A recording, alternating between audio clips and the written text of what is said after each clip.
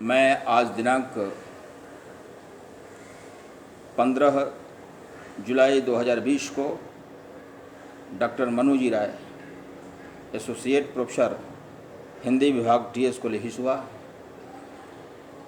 स्नातक हिंदी प्रतिष्ठा द्वितीय वर्ष के विद्यार्थियों को निराला जी की कुछ कविताओं की व्याख्या करते हुए अपना व्याख्यान प्रस्तुत कर रहा हूँ। उनकी प्रमुख रचना है जो प्रगतिवादी रचना है और वह है वह तोड़ती पत्थर। प्रगतिवाद से संबंधित जितने भी काव्य लिखे गए वे दलितों, वंचितों, उपेक्षितों और निर्धनों से संबद्ध थे। निराला जी ने दो कविताएं ऐसी लिखी जिसमें प्रगतिवाद की विशेषता तो है ही। दो महिलाएं हैं जो प्रगतिवादी विचारधारा को इन कविताओं में अभिव्यक्त करती हैं। एक है विधवा और दूसरी है वह तोड़ती पत्थर।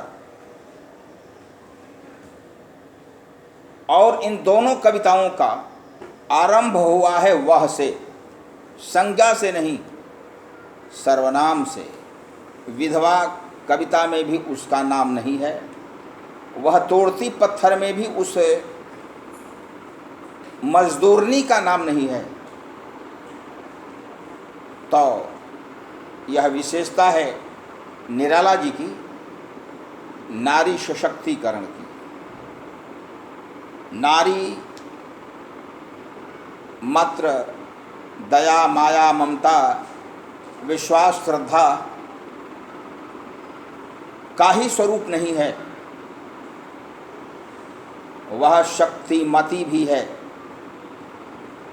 वह संघर्ष करने वाली है, वह श्रम करने वाली है, वह श्रम वीरांगना भी हो सकती है। जिस प्रकार से श्रमिक श्रमवीर होते हैं उसी प्रकार से श्रमिकों की धर्मपत्नियां श्रम वीरांगना होती हैं। तो उनकी यह कविता वह तोड़ती पत्थर के बारे में मैं बताने जा रहा हूँ। वह तोड़ती पत्थर देखा मैंने उसे इलाहाबाद के पथ पर। पत्थरों को तोड़ रही है इलाहाबाद के रास्ते पर। वह इलाहाबाद जो प्रयागराज कहा जाता है, त्रिवेणी का संगम जहाँ पर है, जो तीर्थराज है, सभी तीर्थों का राजा है। वहाँ पर लोग दर्शन करने के लिए, स्नान करने के लिए, गंगा जल पान करने के लिए पहुँचते हैं। और उसी इलाहाबाद में वह श्रम वीरांगना पत्थरों को तोड़ रही है जिस कारण राजमार्ग बन सके। उसका महात्याग है, महापरिश्रम है। अन्य व्यक्तियों को सुविधा देने के लिए। तो देखा मैंने उसे इलाहाबाद के पथ पर, वह तोड़ती पत्थर। दो बार वह तोड़ती पत्थर आया है और दोनों के बीच में देखा मैंने उसे इलाहाबाद के पथ पर। आरंभ हुआ वह तोड़ती पत्थर और उसके बाद देखा मैंने उसे इलाहाबाद के पथ पर, और तब उसके नीचे पुनः वह तोड़ती पत्थर। कोई न छायादार, वह श्रम वीरांगना छाया से वंचित है। वह कोई न छायादार पेड़ वह जिसके तले बैठी हुई, कोई छायादार वृक्ष नहीं है जिसके नीचे वह बैठी हुई। स्वीकार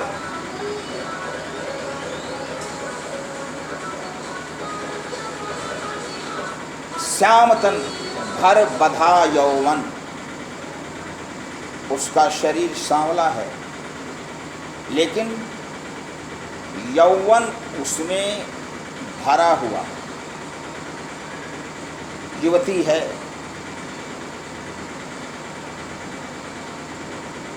और उसका यौवन उभार पर है, सांवला शरीर है, नत नयन, उसकी आंखें झुकी हुई। प्रिय कर्मरत मन, वह कर्म वीरा है, प्रिय कर्म के प्रति उसका मन रत है, कहीं किसी और उसका ध्यान नहीं जा रहा। नतमुखी है, अपने कार्य के प्रति सजग है, पत्थरों को तोड़ रही है, आंखें नीची की हुई है, सांवला शरीर है, यौवन से भरी हुई है, लेकिन अपने प्रिय कर्म के प्रति उसका मन रत है, लगा हुआ है, लीन है उस कर्म में। यानी उस कर्म को करते हुए भी न तो उसे संकोच है, न ग्लानि है और न लज्जा। उसका ध्येय एकमात्र है तो उन पत्थरों को तोड़ना। इलाहाबाद के पथ पर बहुत से लोग जा रहे हैं किसी और, वो देखते नहीं है, इसलिए उसके नत नयन हैं। गुरु हथौड़ा हाथ, गुरु का अर्थ यहाँ पर शिक्षक नहीं है, गुरु का अर्थ है भारी। युवती है, अधिक से अधिक पत्थरों को तोड़कर अधिक से अधिक पैसों को प्राप्त कर सकूं, यही उसकी अभिलाषा है। कोई बहुत बड़ी महत्वाकांक्षा नहीं, चार पहिया वाहन पर चलने की, जमीन खरीदने की उसकी महत्वाकांक्षा नहीं है। उसकी आकांक्षा है तो भारी हथौड़े का प्रयोग करके पत्थरों को तोड़ने का, जिसके चलते शाम का भोजन बन सके। गुरु हथौड़ा, गुरु माने भारी, इसी गुरु से गुरुत्वाकर्षण शब्द आया है। गुरु हथौड़ा हाथ, भारी हथौड़ा है, हाथ में करती बार बार प्रहार, और उस भारी हथौड़े से बार बार वह प्रहार करती है। सामने तरुमालिका, और उसके समक्ष वृक्षों की माला है, वृक्षों का समूह है। अट्टालिका, अट्टालिका है, वृक्षों की माला है, अट्टालिका है ऊंची,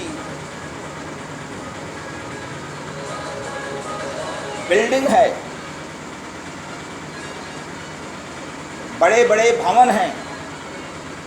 चढ़ रही थी धूप, और धूप उत्कर्ष पर है, धूप बढ़ती जा रही है। गर्मियों के दिन, गर्मी का समय है, बिना वृक्ष के वह रास्ते पर पत्थरों को चूर्ण कर रही है। गर्मियों के दिन दिवा का तमतमाता रूप, दिन का एकदम तमतमाता रूप, पूरी गर्मी से भरा हुआ रूप। उठी झुलसाती हुई लू, और जलाती हुई लू भी उठ रही है। गर्द चिनगी छा गई, धूप और धूल दोनों का संयोग है। धूप ऊपर से पड़ रही है और धूल आँखों में पड़ रही है, यहाँ तक कि पत्थरों को चूर्ण करने से चिंगारियाँ भी उठ रही हैं। उठी झुलसाती हुई लू, रुई जो जलती हुई भू, पृथ्वी उसी प्रकार से गर्म है जैसे रुई जलती है। पृथ्वी पर गर्द चिनगी छा गई, गर्द और चिनगारी छा गई है उसके शरीर पर। प्रायः हुई दोपहर, और दोपहर का समय आ गया है। वह तोड़ती पत्थर, और दोपहर के समय में भी 12 बजे भी वह उन पत्थरों को तोड़ ही रही है। देखते देखा मुझे तो एक बार, उस भवन की ओर देखा छिन्न तार। उसने मुझे देखते देखा तो हमारी ओर देखा, और उस भवन की ओर देखा छिन्न तार, और सामने वाले भवन को छिन्न तारों से देखा। देख कर कोई नहीं देखा मुझे उस दृष्टि से, देख कर भी कोई व्यक्ति आज तक हमें उस दृष्टि से नहीं देखा है जो मार खा रोई नहीं। वह नायिका, वह श्रमवीरा, वह मजदूरनी मार खा करके भी रोई नहीं।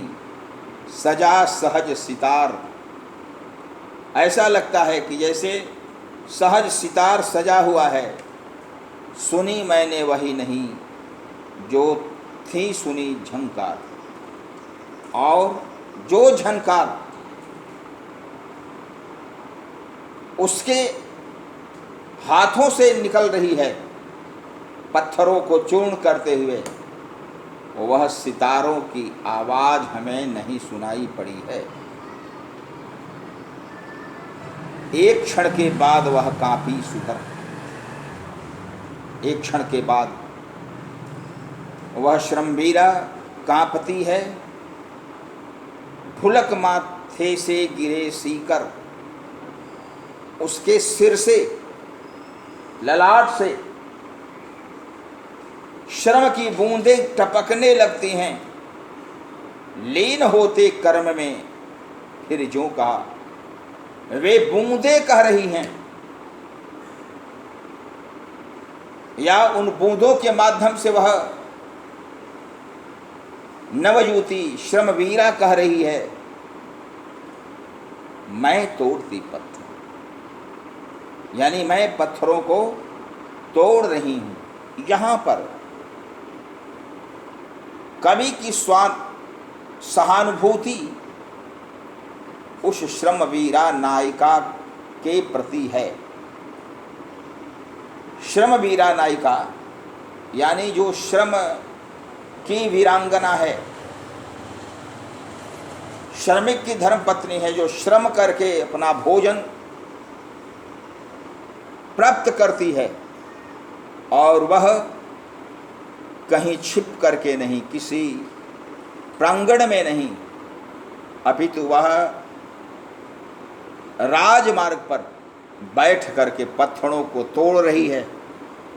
उस स्थान पर जो तीर्थराज कहा जाता है, जहाँ त्रिवेणी का संगम है, लोग दर्शन करने के लिए जाते हैं जिस स्थान पर,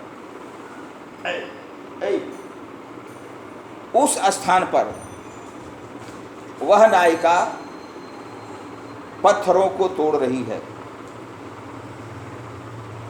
इनके बाद राजे ने रखवाली की भी एक कविता है जिसको मैं अब बताने जा रहा हूँ। इन कविताओं के पहले मैंने बादल राग पढ़ाया था, और जो आपकी पुस्तक में संकलित कविताएं हैं वो कई प्रकार के भावों को उत्पन्न करने वाली,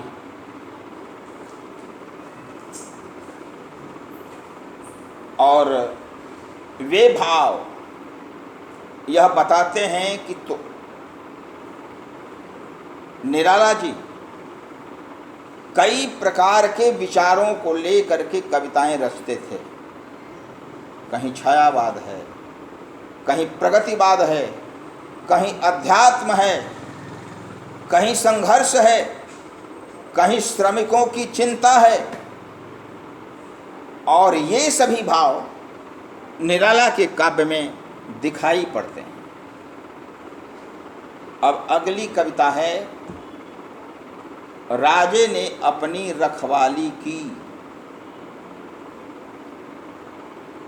तो जो अभी कविता मैंने बताई वह तोड़ती पत्थर में नारी के प्रति आदर्श दृष्टिकोण है महाकवि निराला का, जिन्होंने उसे भोग की वस्तु नहीं, उसे कर्म की वस्तु माना है। नारी सशक्तिकरण का यदि उत्कर्ष स्वरूप दिखाई पड़ता है तो वह तोड़ती पत्थर कविता में है। अगली कविता है, राजे ने अपनी रखवाली की। राजा ने अपनी रखवाली की, किला बनाकर रहा, बड़ी बड़ी फौजें रखी।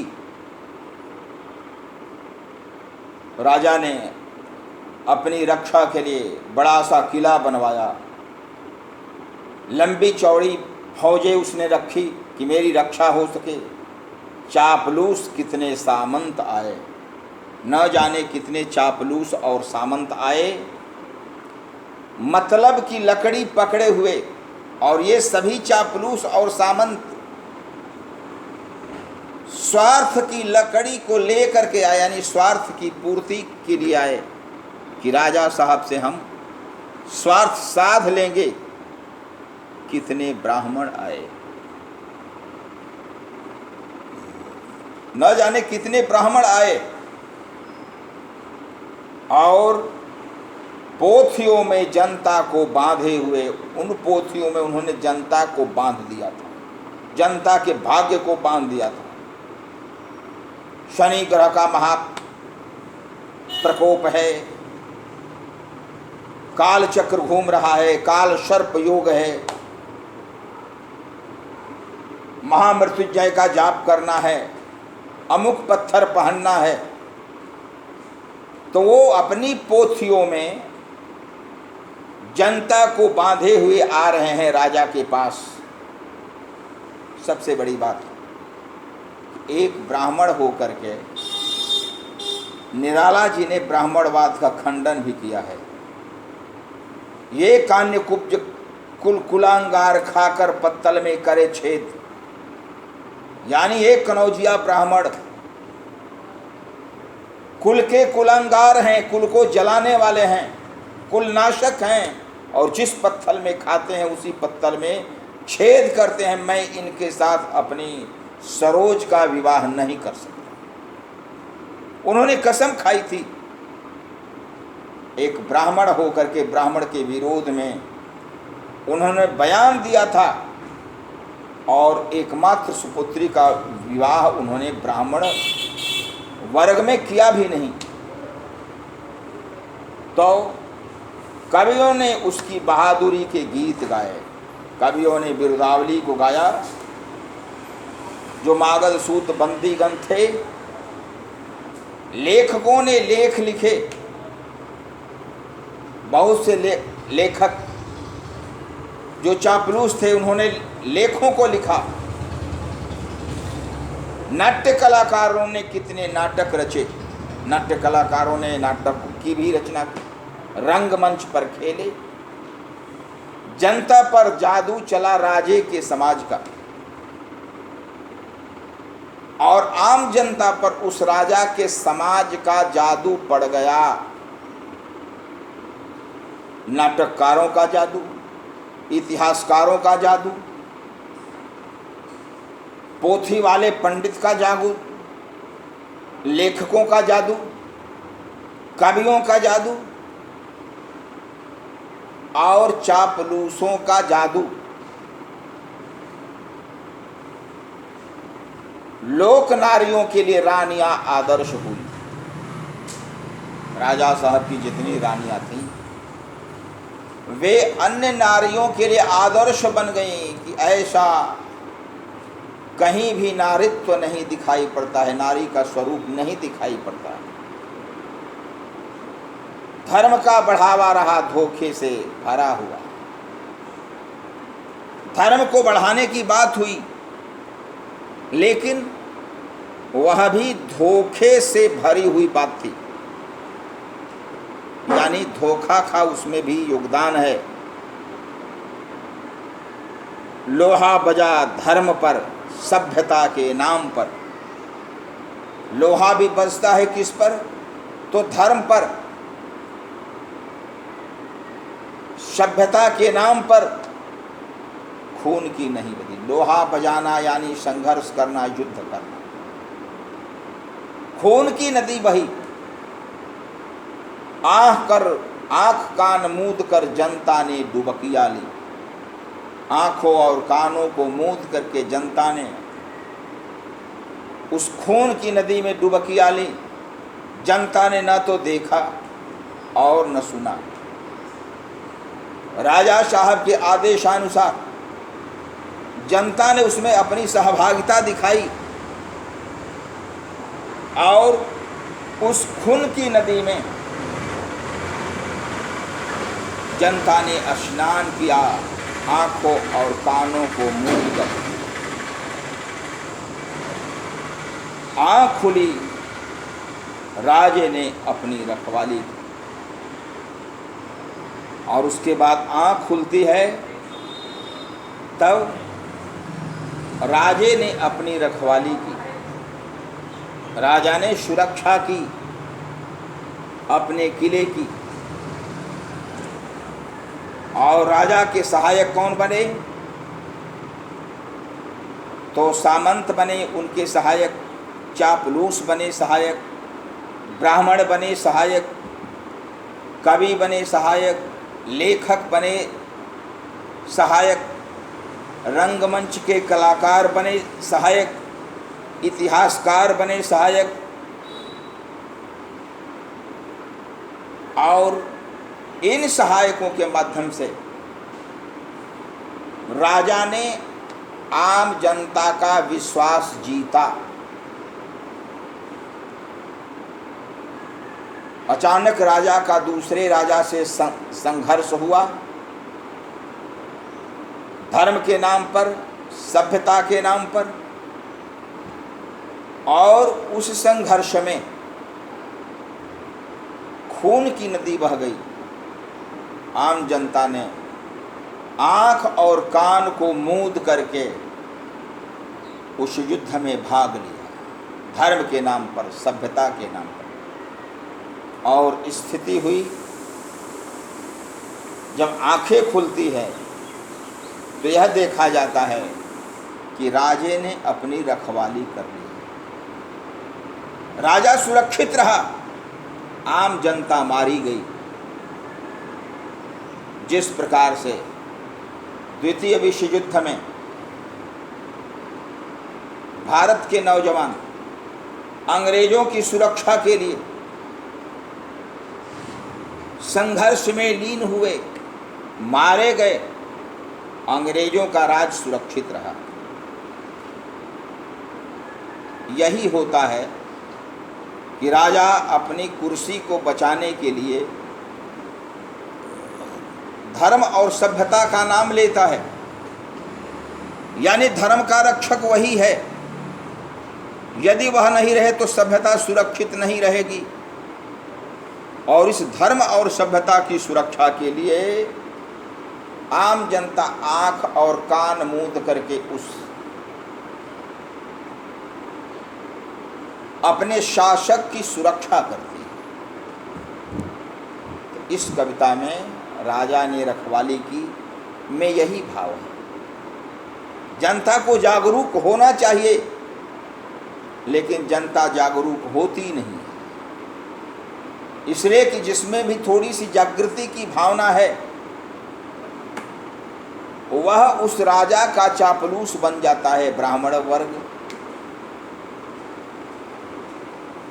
व्यवसायी वर्ग, कलाकार वर्ग, साहित्यकार वर्ग, नाटककार वर्ग और ये सभी वर्ग राजा के प्रचार में लग जाते हैं और उसके बाद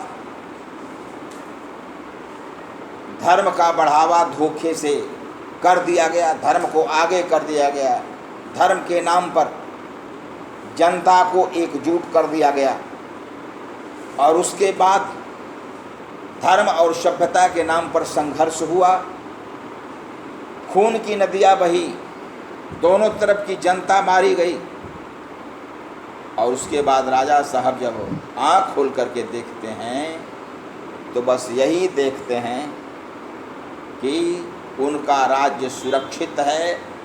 जो भी विरोध करने वाले थे, जो आक्रमण करने वाले थे, जो समर्थक थे, वे आपस में मारे गए लड़ करके, लेकिन उसका राज्य सुरक्षित है।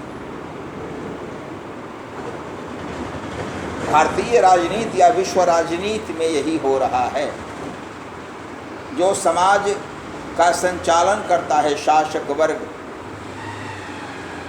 शीर्षस्थ वर्ग, वह वर्ग सुरक्षित रहता है, लेकिन आम जनता मारी जाती है। धर्म के नाम पर, जात के नाम पर, सभ्यता के नाम पर तीन ही आधार बनाए जाते हैं। धर्म को आधार बनाया जाता है, सभ्यता को आधार बनाया जाता है और संस्कृति को आधार बनाया जाता है। इन तीनों आधारों पर एक राष्ट्र की आम जनता दूसरे राष्ट्र की आम जनता से संघर्ष करती है। तो इस कविता में वही भाव है। निराला जी ने इस अतुकांत कविता में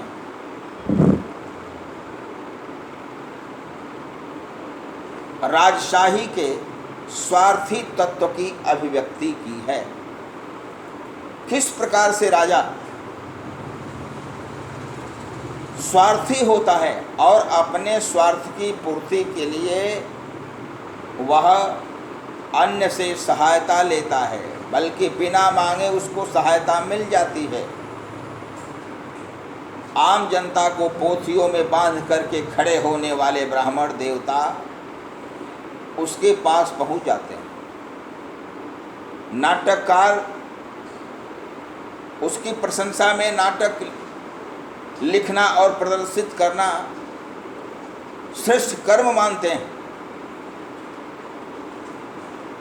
कवि कविता पाठ करते हैं, अन्य कवि भाषण या अन्य उपाय से उसकी प्रशंसा करते हैं, उसकी सेवा करते हैं। और बाद में वही राजा अपने राज्य को संकट में देख करके धर्म, जाति और सभ्यता संस्कृति के आधार पर संघर्ष का बिगुल फूंकता है। आम जनता उसमें भाग लेती है, संघर्ष होता है, आम जनता मारी जाती है, लोगों की नींद टूटती है। तो बस यही देखते हैं कि राजा ने अपने किले की रखवाली की। यह समाज की व्यवस्था है और व्यवस्था भी। समाज में जो शासक वर्ग है, वह शासक वर्ग हर समय अपनी कुर्सी के बचाव में लगा रहता है, जनता की सेवा में नहीं। जो चापलूस वर्ग है, उस राजा साहब के पास उपस्थित होकर के अपनी स्वार्थ साधना में लग जाता है। और सबसे आगे यदि स्थान किसी का है तो चापलूसों का है, सामंतों का है और ब्राह्मणों का। तो इस कविता में निराला जी ने राजे ने अपनी रखवाली की में व्यंग्य किया है। आम जनता की मूर्खता पर, राजा साहब की चालाकी पर। यानी यहाँ पर राजा वाइज मैन नहीं है, चतुर नहीं है, क्लेवर है, धूर्त है, और इस धूर्तता का पालन करके आम जनता को ठगता है। जो समाज का अन्य वर्ग है, जिसे बुद्धिजीवी वर्ग कहा जाता है, वह भी कहीं न कहीं इसी वर्ग से जुड़ता है। जैसे साहित्यकार का वर्ग, नाटककार का वर्ग, कहानीकार का वर्ग, ब्राह्मण वर्ग, और ये सभी चापलूसी दिखाते हैं, उस सामंत के सामने सिर झुकाते हैं। और स्थिति ये होती है कि उस क्षेत्र का ही नहीं, उस राष्ट्र का ही अस्तित्व समाप्त होने के कगार पर पहुंच जाता है। तो आज हमने जो 2 कविताएं पढ़ाई निराला जी की, पहली कविता वह तोड़ती पत्थर में नारी सशक्तिकरण का पक्ष दिखाई पड़ रहा है, और दूसरी कविता उनकी जो है वह व्यंग प्रधान है, राजे ने रखवाली की। एक राजा ने अपने राज्य को सुरक्षित रखा,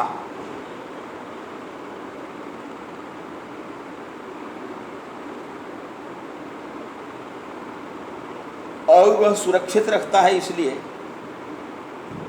कि जो उसके विरोधी हैं उससे वह संघर्ष करता है, और उस संघर्ष में इसे विजयश्री मिलती। ब्राह्मण, नाटककार, कहानीकार, उपन्यासकार, कवि इत्यादि सभी इसके पक्ष में रहते हैं, इसलिए कि राजा का आशीर्वाद प्राप्त करना उनकी धर्मभीरता है। बिना राजा के आशीर्वाद से प्रजा का कल्याण नहीं हो सकता। जैसा लुई 14वां ने कहा था, निराला जी को यह अप्रिय लगता है, कहते हैं कि नहीं ये गलत है। जनता को पोथियों में बांध करके ब्राह्मण का निरंकुश हो धर्म की व्याख्या करना अपराध है, महा अपराध है, और इसका विरोध होना चाहिए। निराला के काव्य में यही दिखाई पड़ता है। मैंने जैसा बताया कि कुछ ऐसी रचनाएं हुई हैं जिनका संज्ञा से आरंभ नहीं हुआ है, सर्वनाम से हुआ है, और उन कविताओं में विधवा है,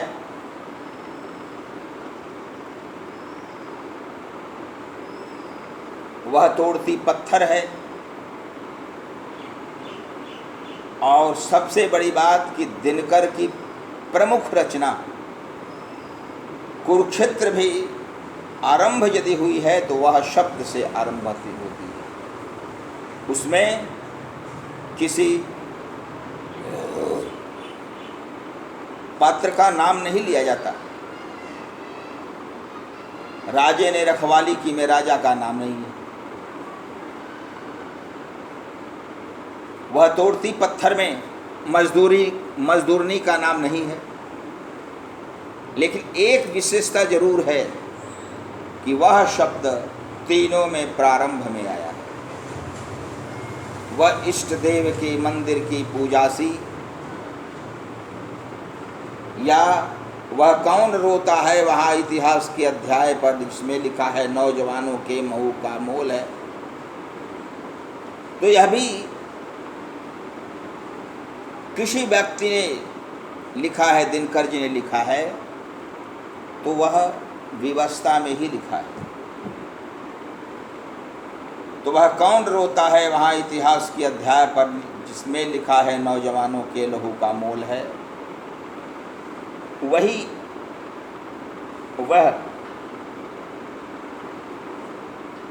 निराला की कविताओं में भी प्रयुक्त हुआ है। इसलिए व्याख्या के प्रसंग में इन शब्दों का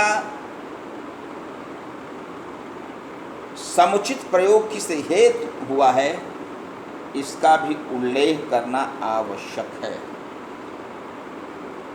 अंग्रेजों के शासन काल में अंग्रेज साम्राज्य का राज्याकर्षण था, भारत को गुलाम करना अंग्रेजों की प्रवृत्ति थी, और उस प्रवृत्ति से दूर रहने के लिए तत्कालीन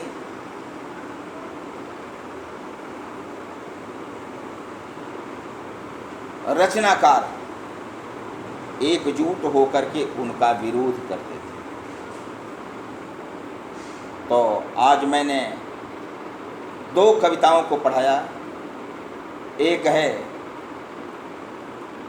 वह तोड़ती पत्थर, जो नारी सशक्तिकरण की भूमिका वाली एक श्रमवीरा की कहानी है, कविता है। और दूसरी, राजे ने अपनी रखवाली की, स्वयं ही अपनी तिकड़म से, अपने विश्वासपात्र लोगों के माध्यम से, और स्थिति यह हुई, इनका विरोध थोड़ी देर के लिए शमित हो गया और उधर आकर्षित हो गए। तो राजे ने अपनी रखवाली की जो रचना है, वह निराला जी की प्रमुख रचना है। विधवा भी प्रमुख रचना है। वह तोड़ती पत्थर रचना है। भिक्षुक कविता रचना है, लेकिन भिक्षुक, वह तोड़ती पत्थर, विधवा या अबे सुन बे गुलाब भूल मत गरकाज पाई तूने रंगो आब खून चूसा खाद का तूने अशिष्ट डाल पर इतरा रहा कैपिटलिस्ट। ये सब रचनाएं व्यंग्य प्रधान हैं और उनको लगता है कि शोषक के साथ आम जनता का रहना कष्टसाध्य है, आसान नहीं है। और इसी के लिए कवि ने जागरूक किया है आम जनता को कि वह सत्य के निकट रहे, संघर्ष करे और आदरणीय व्यक्तियों का सम्मान करे, जिस प्रकार से वह तोड़ती पत्थर में रचनाकार का उस महिला के प्रति किसी प्रकार का दुष्ट व्यापार नहीं हुआ है। नवयौवन से युक्त महिला श्रमिक जो कार्य करती है, उसके प्रति पूरा समर्पण है कवि का, और यह चाहता है कवि कि हमारी जो भी भावना है, उस भावना को हम अपनी कविता के माध्यम से अभिव्यक्त कर दें। विधवा के प्रति, मजदूरनी के प्रति यह स्नेह बताता है कि निराला जी सामंतवाद के पोषक नहीं, वे निर्धनों के न्यायवाद के पोषक हैं। उन्हें न्याय दिलाने के लिए संघर्षरत हैं और वे जानते हैं कि यदि राष्ट्र का विकास होगा तो इन श्रमवीरों से होगा, सुविधा भोगियों से राष्ट्र का विकास नहीं होता है। और इसी के लिए उन्होंने इन कविताओं की रचना की है। इन कविताओं में छायावादी तत्व है, कहीं कहीं राष्ट्रभावना है, लेकिन सबसे बड़ी बात इन सीमित कविताओं में उन्होंने अपना जो भाव रखा है वह भाव आम जनता से संबद्ध है।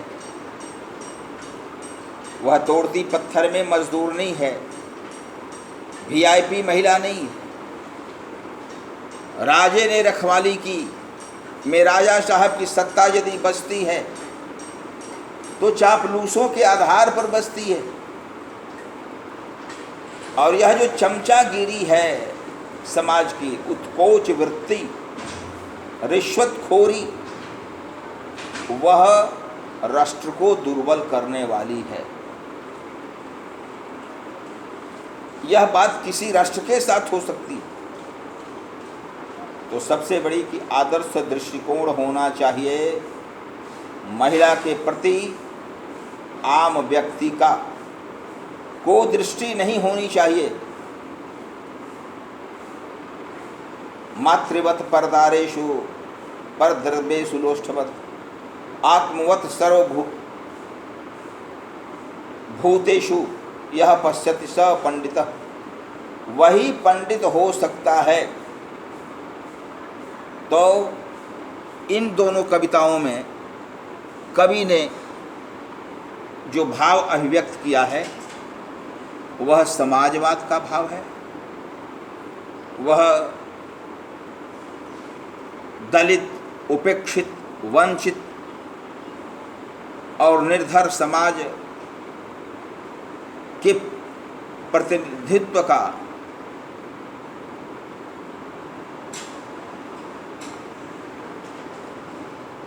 प्रयोग किया गया है इन कविताओं में। और सबसे बड़ी बात कि कवि यह कहना चाहता है कि समाज का विकास श्रमिकों से होता है।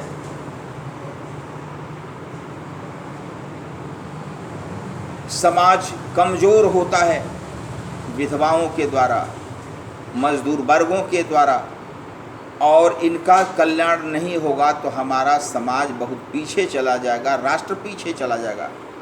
जैसे भिक्षुक कविता में उनका सहानुभूति परक विचार व्यक्त हुआ है।